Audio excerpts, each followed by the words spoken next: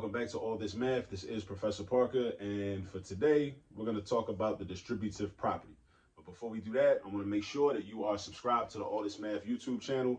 Make sure you like this video, make sure you share this video, and if you're so inclined, please drop a comment in the comment section below. All right, so the distributive property. I already did a video on the commutative property, I did a video on the associative property, and now we're talking about the distributive property. The distributive property is one of the most important properties in all of mathematics and all of algebra, right? Because it enables us to just do so much, right, in order to get to a correct final answer. All right, so if you go to a textbook, any typical math textbook or Algebra 1 textbook, and you look up the distributive property in the index or in the table of contents, it's probably going to show you something like this. And the way you would read this is as follows: A times the quantity of B plus C. Notice how I did not say the word parentheses. I did not say the word parentheses. We don't do that. We don't do that in math language. Like, we don't say parentheses in this situation. This is called a quantity. That's what it is. It's called a quantity, right? These parentheses are grouping symbols. They're grouping symbols, right? They're meant to group this variable B and this variable C together, right? Also, we know this is multiplication because there's no symbol in between the A and the parentheses. Whenever there's no symbol between a variable and some parentheses, or a number in some parentheses, that tells us that we have to multiply. If there's no plus sign, no minus sign, no division sign, if there's no multiplication sign, no raised dot, no X, no asterisk, that means we multiply. All right. This expression right here is equal to this expression over here, AB plus AC. Now, what does AB mean? AB means A times B. AC means A times C, right? Because what happens is you end up distributing. This is why it's called the distributive property. Everything in math has a name for a reason, and the name or the definition of the term that's used to describe it should help us to remember what's going on, right? So I'm distributing essentially this A to the B, and then I'm distributing this A to the C. So A gets distributed to B, and A gets distributed to C. So A distributed to B is A times B, which is this right here. And A distributed to C is A times C, which is that right there. And there's an addition sign in between, so we add in these two products together. All right, so if I throw some numbers in there, right, let's say I got 4 times the quantity of 3 plus 2. So notice what I did. I replaced the variables, because this is just a general formula basically. I replaced the variables with numbers, and the fact that there are variables up here, don't let it intimidate you. Don't let letters intimidate you in math, right? All they are placeholders. That's all they are, right? Until we put numbers in there. And I decided to put 4. I let A equal 4, B equals 3, C equals 2. So now, some of y'all are looking at this and saying, well, why we got to use distributive property for, right? We could just use order of operations and just do 3 plus 2 and then do 4 times 5, which is true. You could do that in this particular expression. But I'm talking about the distributive property. You have an option. Now, if there were a variable in here, right? Let's say I didn't replace the B with 3 and it was still B. We wouldn't be able to use the order of operations and add B plus 3 because they're not like terms. I got other videos where I talk about like terms in great detail. All right, so if this were a B or any variable, we would have to distribute. We would have to, right? Sometimes you have to distribute. Other times distribution is an option. Again, sometimes you have to distribute, right? Other times distributing is an option. Right here in this setup, distributing is an option, but I'm gonna exercise the option to talk about distributive property. So 4 times 3, boom, 4 distributed to the 3, and then 4 distributed to the 2. 4 times 3 is 12. And 4 times 2 is 8, right? So then we got 12 plus 8, and that would actually equal 20, right? Now, down here in pink, right? Distributive property can be applied over addition or subtraction. So here it's applied over addition, but down here it's applied over subtraction. We follow the same process though. A times B, and then A times negative C, right? Or you can think of it as just A times C and then make sure you put the minus sign in between. All right, so this is A times the quantity of B minus C, right? And then we got A times B, which gives us AB. And then we got A times C, which gives us AC, right? And then, so we got the quantity or the product of AB minus AC. Now, what if I replace A with 5, B with 8, C with 6? Let's see what's going to happen. What's 5 times 8? Now, again, it's another situation where I have the option to use the distributive property. I don't have to, but I can, and I will, because this is what we're talking about in this video. We talking about the distributive property, so why wouldn't I use it? 5 times 8, or 5 distributed to the 8. And then 5 distributed to the 6. Actually, it's a negative 6. There's a minus sign in front. So that is a negative 6. This is not a 6. This is not a 6. This is a negative 6. The minus sign makes this a negative 6. Do not forget that. When you see minus signs, say the word negative out loud. So many students don't like saying the word negative. They be on some good vibes only type time, right? Positive vibes only. They don't want to say the word negative. Say the word negative. You need to. Because negative 6 and positive 6 ain't the same thing. All right? So look, 5 times 8, that's where the 40 comes from. 5 times negative 6. Look at the line. Follow the line. 5 times negative 6. Negative 30, right? Which is going to equal 10. Because 40 minus 30 is equal to 10, right? Now, this is a mistake you want to avoid. A lot of students make this mistake. When they distribute they will distribute the outside factor to only the first term inside the parentheses. And they will neglect to distribute the outside factor to the second term or the third term or fourth term. You must distribute the term outside to everything inside the parentheses, everything inside the group. You must be fair when you're distributing, right? That's a life lesson, right? Resources should be allocated and distributed fairly. This is what my man Patrice Lumumba was about. On my t-shirt, Patrice Lumumba, look him up if you're not familiar. He was the elected president of the Congo back in 1960. And then European nations and the United States went in and assassinated him. He was too real. He was a Pan-Africanist. He was anti-colonial. He didn't want European nations coming in and raping and stealing all the resources from the Congo and the rest of the continent, right? Look him up, Patrice Lumumba. That's why I'm wearing him. He's an important brother, an important ancestor. All right, look him up. All right, so 5 times 8 gives you 40. 5 times negative 6 gives you negative 30. Then you do the 40 minus the 30. They're like terms. 40 minus 30 gives you 10. Now, this is kind of straightforward, kind of basic. You know, I shouldn't say basic. That sounds pejorative. It's kind of fundamental, right? It's fundamental. But this is a point, this is a case where the distributive property really comes in handy. And this is where we're going to use some of what people call the new math that people don't like. But one of the things the so-called new math does is it enables us to do mental math, right? Where we normally wouldn't be able to. A lot of people can't do 48 times 7 in their head off the top. Many people can. I would say millions and millions of people can't do it. But using the distributive property, that makes it easier, right? And I'm going to show you a couple ways. So dig this, right? This is 48 and this is 7, all right? Now, what I'm going to do is you can convert each of these numbers to either the difference of two numbers, between two numbers, or the sum between two numbers. For example, I could change 48 and I could call it 50 minus 2. Because isn't 50 minus 2 equal to 48? They're the same value, right? 50 minus 2 is the same thing as 48. Now, this is something that a lot of people's children are being taught how to do nowadays. It's 2024. Children are being taught how to do this, and a lot of parents get frustrated because they didn't learn math this way. Parents, instead of getting frustrated, just learn it.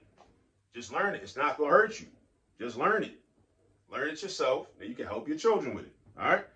And this is also how we can do mental math. I know what everybody's going to say. I got an iPhone. I got an Android. I got to take my phone out and use a calculator on that. Sure you can, but you can save time doing this. And also you develop your cognitive ability, right? And it's by practicing mathematics. And then you can do mental math. But anyway, 50 minus 2 is the same thing as 48. So what if I did 50 minus 2 times 7?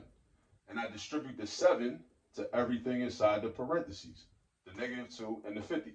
Now, why is it that multiplying 7 times 50 is real easy? Because any number that ends in 0 is easy to multiply by. Why? Because you could pretend that that 0 not even there. And as long as you know your basic multiplication facts, and you know what 7 times 5 is, and you know that 7 times 5 is 35, then you can know that 7 times 50 is 350. 7 times 50 is 350 because all that is 7 times 5 raised to multiplied by a factor of 10. So it's like something getting bigger by 10, right? So 7 times 5 is 35, and then attached to 0, so that gives you 350. And then 7 times negative 2 is negative 14. 7 times positive 2 is positive 14, but 7 times negative 2 is negative 14.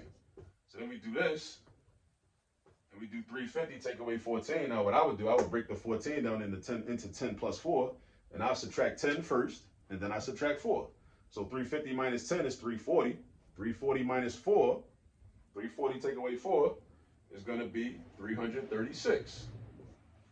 That's the distributive property. Now, I wrote this, right? But I was demonstrating a thought process that I might go through if I'm doing mental math. Because when I do 48 times 7, I might break the 48 down into, well, not break it down, but I might convert it into 50 minus 2. Because 50 minus 2 is equivalent to 48. And also 50 minus 2 gives me a number in this expression that ends in 0. And when you have numbers that end in 0, they're easy to multiply by. 50 times 7 is the same thing as just doing 5 times 7, and then you take that answer and multiply it by 10. Now, it's very easy to multiply any number by 10. When you multiply any number by 10, all you're doing is attaching a 0 to that product. You're just attaching a 0 to that product. So 50 times 7 is 350 because 5 times 7 is 35. Attach a 0 to 35, that becomes 350. Now, it's another way I could have broke 48 down. What if I did this? 40 plus 8. Now, why 40 plus 8? Why not 45 plus 3? I wouldn't do 45 plus 3 because 45 don't end in a 0, right? Easy math. We want the math to be easy. So we want numbers that end in 0. We want numbers that end in 0. So that's why I'm doing 40 plus 8. I'm not doing 41 plus 7. We're not doing that. I'm not doing 42 plus 6. We're not doing that. I'm not doing 43 plus 5. I'm not doing 47 plus 1 because we want a number that ends in 0, right? To do our mental math. So we're going to multiply, distribute this 7 to the 40, distribute the 7 to the 8.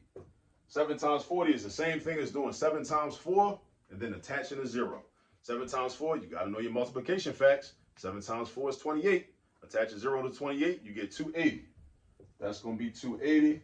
And then 7 times 8 is going to be 56. And it's a positive 56, so I'm adding it. Now, 280 plus 56, you got to know how to do addition. I would break the 56 down into 50 plus 6, and then I do 280 plus 50. So 280 plus 50, I know 280 plus 20 is 300. 50 is made up of 20 plus 30. So if I do 280 plus 20 to get 300, I got to add another 30 to get to 330. I just added 280 and 50. That's how I got to 330. And then I add the other 6. That's how I get 336. So this is like a situation where the distributed property is used in everyday life. Like, let's say, I don't know, you go to Home Depot or Lowe's or whatever, and you got to buy, like, you know, some special screws or some special bolts or something or whatever, and you need 7 of them. And, you know, they cost 48 cents a piece.